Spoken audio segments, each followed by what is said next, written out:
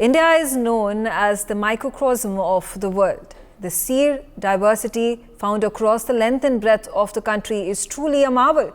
Yet it is the unity of the people in spite of all these differences which is truly awe-inspiring.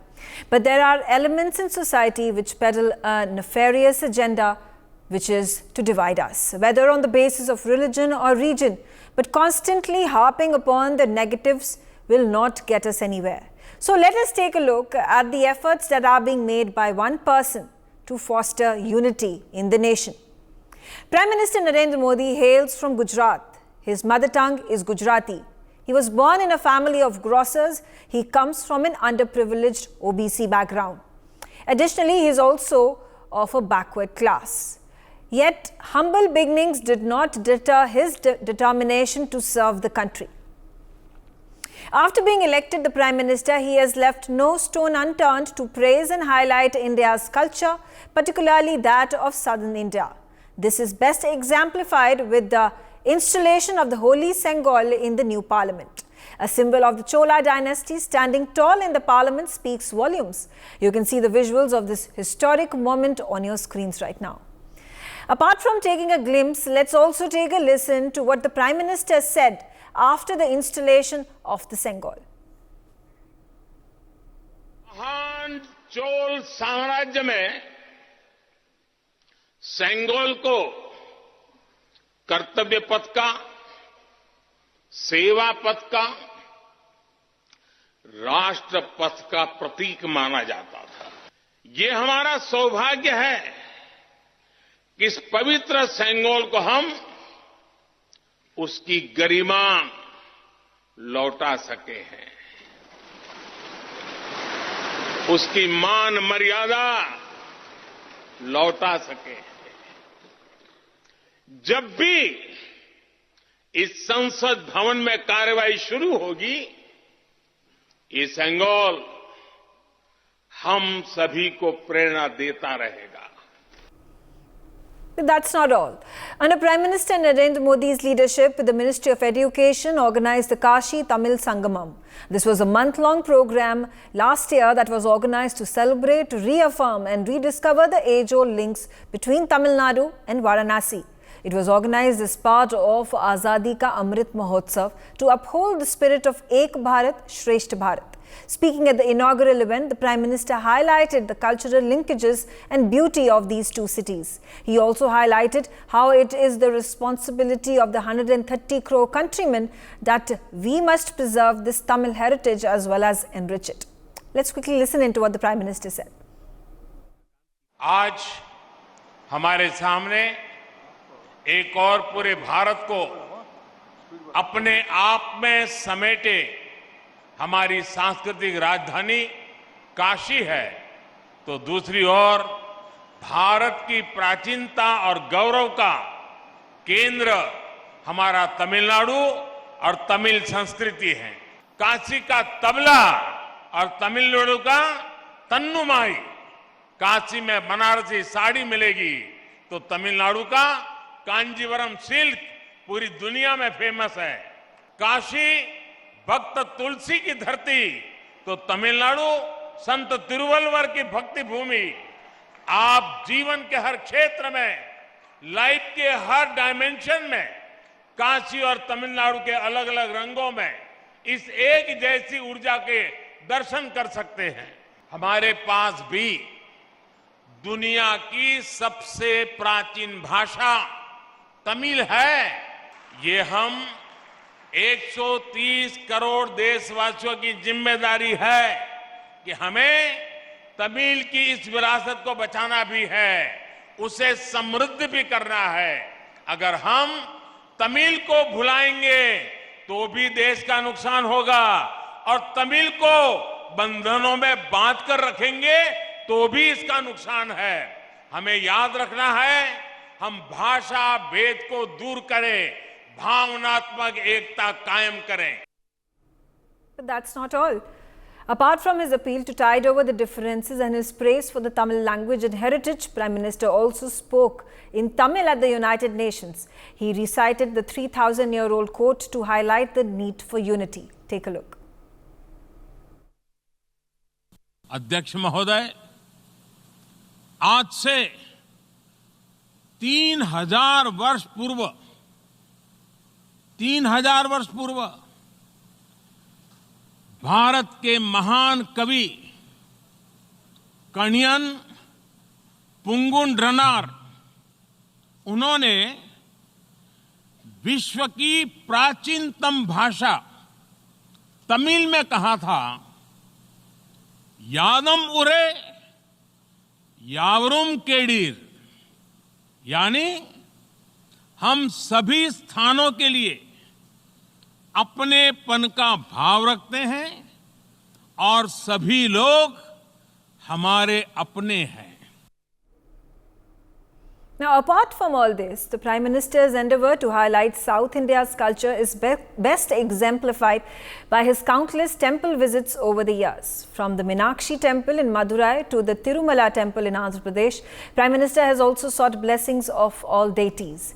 This brings us to the question, what is the intention of the Prime Minister and the intention of our opposition political parties and their leaders when they go about playing divisive politics on the North-South divide? Let's start off this conversation. Joining me on the telecast is Rahul Ishwar. Rahul, it's interesting to note the trajectory of how the Prime Minister has portrayed, imbibed, projected and then also preached the Tamil culture, the Tamil heritage, the Tamil religion and its importance as the most ancient language of the world. Absolutely. See, when we study Indian history, one of the most serious debates in Indian history is so-called Sanskrit versus Tamil. And the entire right-wing academic infrastructure gives more credence to Sanskrit and usually argued that Sanskrit is the oldest language. It was a Narendra nearly 100 years back, Swami Vivekananda, who proudly proclaimed that Sanskrit is older than, forgive me, Tamil is older than Sanskrit. And we should give due credit to Narendra Modi ji beyond politics, that Modi ji rightly said and pointed out, like many of our legends, that Tamil is older than Sanskrit, and he explicitly told so 3 times. One was with exam warriors when he was speaking to students. Nobody asked him a question, but he made it a point to tell that Tamil is older than Sanskrit, and that's the truth of Indian history. Many times, not very proudly proclaimed because of the delicate relation. Modi ji will find it very tough to win seats in Tamil Nadu, especially BJP will have to go a long way. So he's not telling this for seats. He's telling this for a cultural integration. Same like Swami Vivekananda was pointing this out almost 100 or 120 years back. There is an intellectual and academic honesty our PM has shown beyond mere political theatrics, and that is something we should appreciate. Like your report rightly mentioned, the Sengol, the celebration of the ancient Cholas. Modi ji has this look is policy, which he rightly said, long back, act is policy, which fashioned on the ancient Chola empire, long time back, nearly 1,000 years back. So it is a proud thing that a person from Gujarat, the land of Mahatma Gandhi, is uniting India emotionally, culturally, and integrating in a very positive way, and we should definitely applaud this. And this is the same thing all the freedom fighters wanted, our national leaders wanted. There are some spaces beyond politics, and Kashi Tamil Sangam is one of the legendary examples that we should be celebrating, because Tamil Nadu has a civilization which is older than Vedas, which is older than what we call the present day Sanskrit, and we should honor that. And I know I am a Brahmin from South India, and I always make it a point to say that we have a pre-Vedic culture, we have a great civilization history, and I thank your channel for rightly pointing out many spaces in South India which has a very prehistoric roots. So this is how you build nations. This is how you do nation building, integrating people, connecting emotional touch points, conducting programs, finding synergy, emerging synthesis, rather than calling some states Gomutra states or creating fictionalized narratives so that there is a division between people. So even though I lean to Modi ji politically, I am a fan of him politically, but beyond any bias of politics, this is what a PM should do. This is what our opposition should also learn from PM and also emulate, because this is how national integration is done. Professor Nalapat, talking about the seeds of division that had been sown for decades before when it comes to the North-South divide, can you pinpoint when was it done, Why was it done? What was the ideology? What was the thought process behind it? Well, look, the fact is that the colonial empire survived on the basis of divide and rule, and they used many, many ways of dividing India on the basis of community, on the basis of caste, on the basis of region, on the basis of religion, so many various ways they tried to divide the country. Now, frankly, the kind of abusive language that is being used, for example, about Gaumutra states, I mean, the gentleman who said it, I don't know if in his state, that there is no Gaumutra. It is Gaumutra is everywhere, frankly. And that is the reality. So that kind of sneering comment, frankly, is unbecoming of a true citizen of India. The fact is that the Prime Minister has traveled the length and breadth of India. He is a proud Indian. And when whether in India or outside India, the most important identity that you have is that of being an Indian. Now, when I go abroad, for example, people identify me as being from India. They don't say you're from South India, North India, East India, West India, or Central India, whatever. They say you're from India. And that is the fusion of India. India is a fusion of many, many cultures, many, many civilizations, and that fusion has produced the great civilization of Bharat. So I think we can all be proud of that civilization. And as Rahul Ishwar very correctly said, it's a fusion.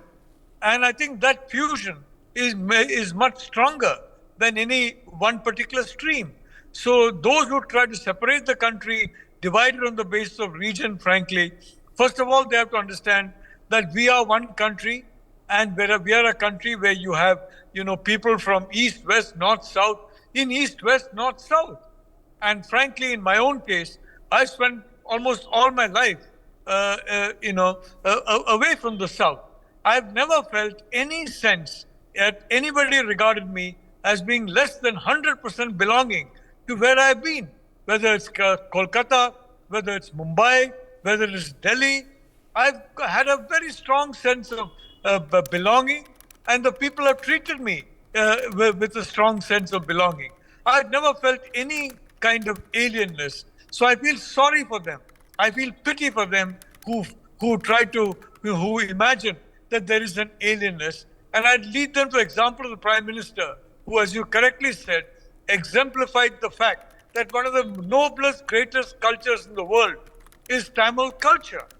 And those who basically, look upon, who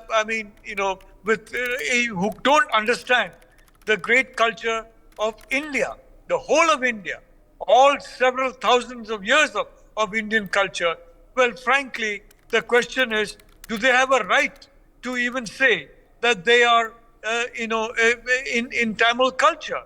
Because the Tamil culture is such a beautiful culture, and it is part and parcel of the culture of Bharat. I absolutely agree with you. Savio, quickly getting in a word from you. Now, this is the fact that there is divisive politics that is being played when it comes to, pitting the Dravidian politics versus the Aryan politics that has been played up by the DMK for a really long time. Now, in wake of how the Prime Minister presents Tamil Nadu, is there already a growing sentiment among the people of the South where they have started to see for what things are, of how the Prime Minister is looking to integrate the entire country and not just fall prey to the divisiveness and the narrow-mindedness with which certain elements, certain ideologies have continued to prosper, unfortunately, in certain parts of the country? Megha, as an Indian Christian, I must say this and say it quite openly, that my understanding of Sanatan Dharmic values has actually come from my learnings from my South Indian friends.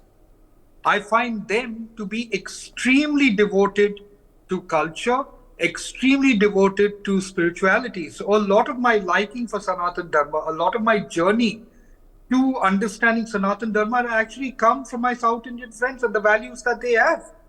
Which is why I find it extremely sad when a DMK political leader actually mocks Gaumutra, because Gaumutra is something that is respected and venerated by most of my sisters and brothers from the Hindu faith.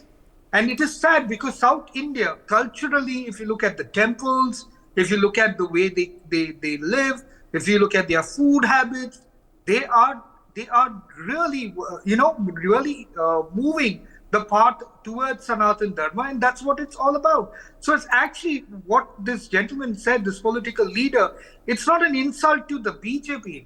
It is actually an insult to every single sister and brother from the Hindu faith in India, because he's mocking Sanatan Dharma. He's mocking the values and the beliefs of Sanatan Dharma by having these Gaumutra jibes, which not only him, even Stalin's son said the same thing to eradicate Sanatan Dharma. And I'm appalled by that, because South India is one of the places in the country, not so much in the north, but if you look at the south, they are actually followers of Sanatan Dharma in the most minutest of ways, and very culturally astute people.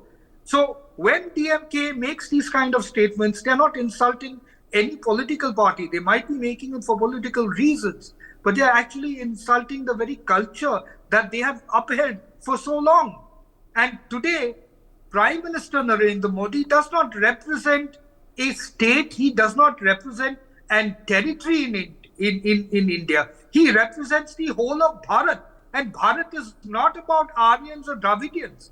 Bharat is about Bharatiyas, people of Bharat. And that is where political leaders lose their focus when they try to bring caste and creed into political discourse. And what that DMK political leader has done is insulted the very faith that he professes to have as far as being a Hindu is concerned. Therefore, it is important for us as Bharatiyas to work towards upholding Sanatan Dharma, irrespective of what religious faith we come from and what caste we come from. Because Bharat is a mother, and a mother does not differentiate between her children, whether the children is living in the north, south, east, or west. Rahul, Absolutely. yeah. I cannot better articulate it than Savio, who has really captured the essence. Please look at South India. All the major Hindu leaders and teachers are from South India. Adi Shankaracharya is from the land of Madhavji and myself. Adi Shankaracharya redefined Hinduism as we know it. Madhavacharya, if you look at all the southern saints, even look at the modern leaders like Mata Amritanandamayi, Sri Ravi Shankarji, Sadguru Jaggi Vasudev. See, we have contributed a lot to Indian civilization. And when South Indians are sidelined in one way, it offends me as an Indian from South and a South Indian, that as if there is some kind of separatism. Yes, we have different branches, but we are the same tree. A tree may have different branches, but at the end of the day, we are the same tree, and that essence is lost. See, during Independence Day, people like Mahatma Gandhi had a very avowed plan to integrate emotionally. That's the reason why he sent his son across South India to Kerala to Tamil Nadu for Hindi Prachara Sabha and all. And vice versa, promoting culture here and there. That's what Narendra Modi ji is doing in a very positive way. And these are the things that we should take forward rather than having some kind of a conflict. Right now, I am in Finland, Helsinki. Whenever we meet, I met with an Indian Muslim named Shamir. He said, I always proudly, with great pride, tell that I'm an Indian Muslim, because when I am attaching the word Indian to Muslim, I get a special respect from the people here, apart from the Middle East, Syria, and the other nations. When I tell that it is an Indian Muslim, my stature goes up. So India is viewed on a global stage for our moderate nature, for our harmonious nature, and that's the reason why India is a soft power. India is a cultural soft power. So we should integrate that. We should make use of such things on a global stage, because this is not an age of war. This is an age of building things. This is an age of innovation, and this is a space where we have to culturally integrate. And just one more point. I was visiting Finland educational institutions, and they are so fond of yoga.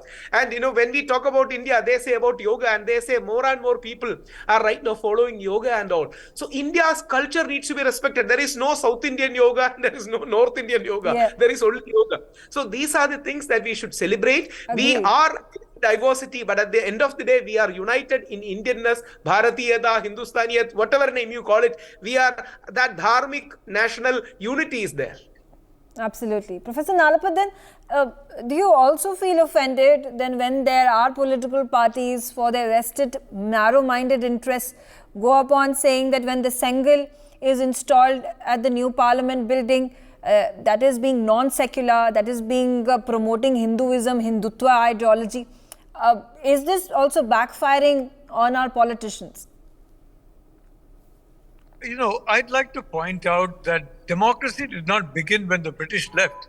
Democracy began in India many thousands of years ago, as our Prime Minister has very correctly and often pointed out.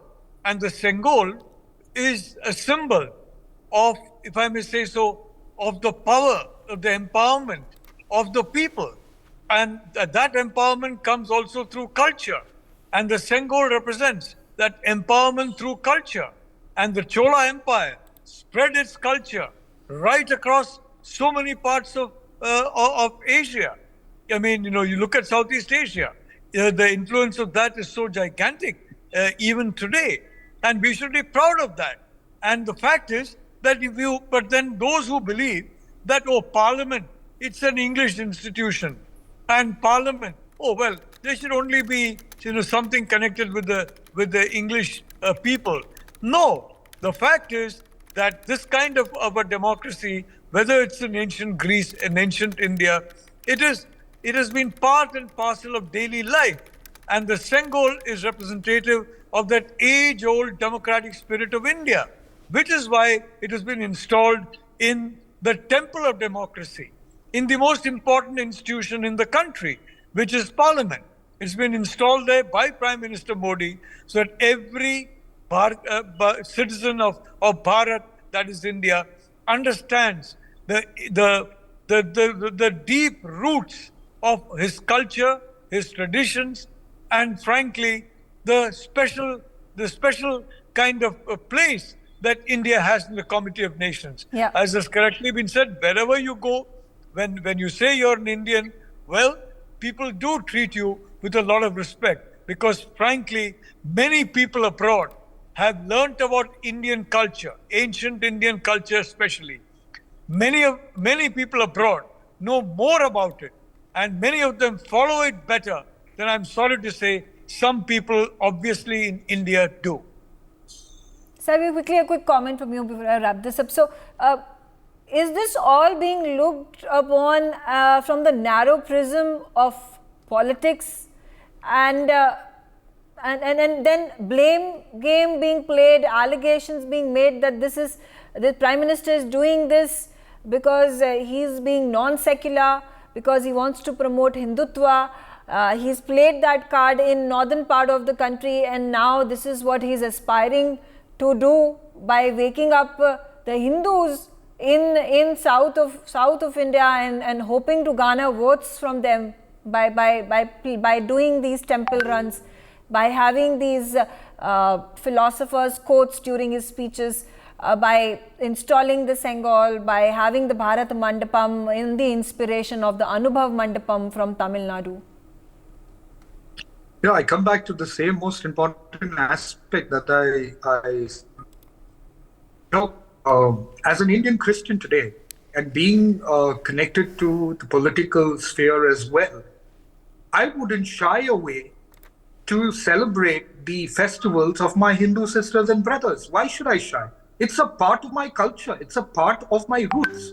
Today, to visit a temple, to put a tilak on my forehead, is to partake in the faith that my sisters and brothers from the Hindu community have.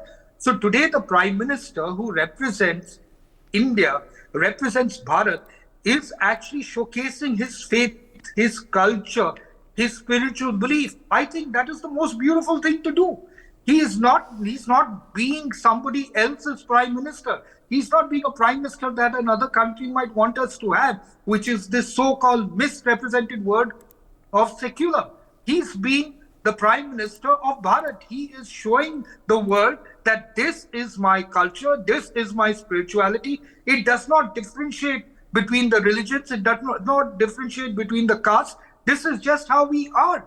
And I think that's very, very commendable, Megha, because a lot of it, if you looked at it in the past, it was either done for a political purpose or it was done to create some sort of a relationship either between the Hindus or the minorities that may exist. In fact, the term minority itself in India is such a misnomer because Bharat Mata will not be able to differentiate between her children, whether the child is a Hindu, Muslim, or Christian, or Sikh, or Parsi.